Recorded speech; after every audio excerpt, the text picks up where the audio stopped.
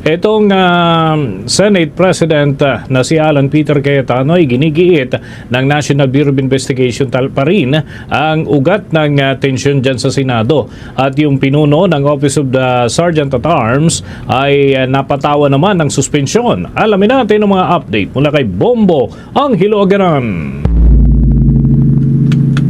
Bombo Dennis, maringi giniit ni Senate President Alan Peter Cayetano na ang National Bureau of Investigation o NBI ang pangunahing responsable sa mga naganap na tensyon sa Senado kamakailan, lalo sa naging putukan noong Miyerkules ng gabi, Mayo 13. Ayon kay Cayetano, hindi umano nagsasabi ng totoo si National Bureau of Investigation Director Melvin Matibag sa kanyang mga pahayag ukol sa totoong operasyon ng NBI sa labas ng Senado sa umunay pagtatangkang pag-aresto kay Senator Ronald Bato de la Rosa. Naniniwala umano ang Senate President na nagsisinungaling si Director Matibag sa mga impormasyong ibinibigay nito kay Pangulong Ferdinand Marcos Jr. Maaari umanong hindi nagbigay na ang presidente ng direktiba sa NBI chief, ngunit may iba umanong mataas na opisyal ng gobyerno ang pwedeng mag-utos rito na arestuhin si Senator de la Rosa. Maaari rin aniyang may kinalaman rito si dating Senator Antonio Trillanes dahil kasama ito ng NBI nang unang araw na aarestuhin sana si de la Rosa. Ipinunto rin ni Cayetano na ang paiba-ibang statement ni Matibag kung saan una nitong sinabi na walang nakatalagang mga NBI personnel na malapit sa Senado. Ngunit kalaunan aniya inamin ng direktor matapos ang mga lumabas na video na makikita ang mga ahente ng kagawaran sa loob ng Government Service Insurance System o GSIS na umano'y nagsasagawa ng inspeksyon sa lahat ng lumalabas sa sasakyan mula sa Senado. Huwag lang pakinggan natin ang mga pahayag ni Senate President Alan Peter Cayetano. Ang NBI po ay hindi taga-secure. And even assuming for the sake of argument, may usapan na po kami ni Director Matibag na in the building, around the building, kasi pinangako niya sa akin walang checkpoint sa labas ng NBI. Samantalang nakita namin po yung video, NBI, pinabubuksan po yung mga kotse ng senador. This was on Monday. So sunod-sunod po ang kasinungalingan po ni NBI Director. I believe he's lying to the President. That is my personal belief. I believe he is giving him false narratives.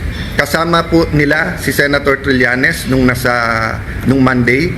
Senator Trillanes had no personality to do that. But he is in coordination with many. Let me express my sadness, my regret. First time po na ganito nangyari sa Senate. Ang pagsasalita ni Cayetano ay isinagawa matapos na kumpirmahin ni Ombudsman Jesus Crispin Boying Rimulya na papatawan nila ng 6 months preventive suspension si Senate Sergeant at Arms Acting Chief Mau Aplasca matapos ang mga naging kaganapan sa Senado. Ayon kay Rimulya, maaaring maglabas ng subpina ang Ombudsman laban kay Aplasca sa susunod na linggo. Maaari na niya maharap ito sa mga bigat na violations tulad ng obstruction of justice at failure to maintain public order and safety inside the Senate premises. Pinisyon din ng Ombudsman ang unang pagpapaputok ni Aplasca ng baril sa loob ng Senado. Aniya, mahirap umanong patawarin at hindi biro ang ginawa ng retired police, lalo na't maaaring may madamay ng mga tauhan ng media na nasa loob ng gusali. Pakinggan naman natin ang mga naging pahayag ni Ombudsman Jesus Crispin Rimulya. To announce that there was a recommendation and I signed for a 6-month preventive suspension of the Sergeant at Arms of Acting Sergeant at Arms of the Senate, Mau Aplasca, for what happened the other night, and it's just it's a preventive suspension meant to make things easier for us to get to the bottom of things. Kinakailangan kasi na mapag-aralan yung pangyayari na naganap sa Senado nung 13 ng Mayo, nung gabi, at madaling araw kahapon lang yun, no? Madaling araw kahapon, kung saan nagkaputukan at tila tumakas sa protective custody ng Senado si Senator Bato de la Rosa na merong warrant of arrest galing sa ICC. Samantala, Bombo Dennis, pagkatapos niyan ay nilinaw naman ni Assistant Ombudsman Miko Clabano na ang pinataw ng suspension kay Aplasca ay hindi isang parusa, kundi layon lang aniya ng kautusan na mapreserba ang integridad ng ebidensya tulad ng closed-circuit television o CCTV footage sa Senado upang magamit sa isasagawang investigasyon na ahensya. Nang narito na sinabi ni Aplasca sa isang Nauna na rito na sinabi na Plus kasi isang panayam na wala umanong kuha ng CCTV ang maging aksyon ng Senate security personnel at Philippine Marines sa oras na naganap ng putukan sa loob ng Senado.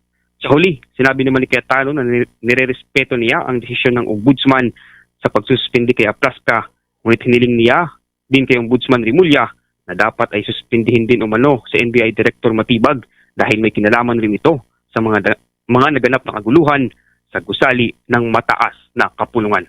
Nag-uulat mula dito sa Senado, ako si Bombo Anghiloganan and this is Bombo Radio Philippines, the #1 and most trusted source of news and information. Basta Radio, Bombo! For the most trusted source of news and information, visit our website at www.bomboradio.com. Follow us on Bombo Radio mobile app, Facebook, YouTube, TikTok, and X, formerly Twitter. Like, share, and stay connected. Anytime, anywhere.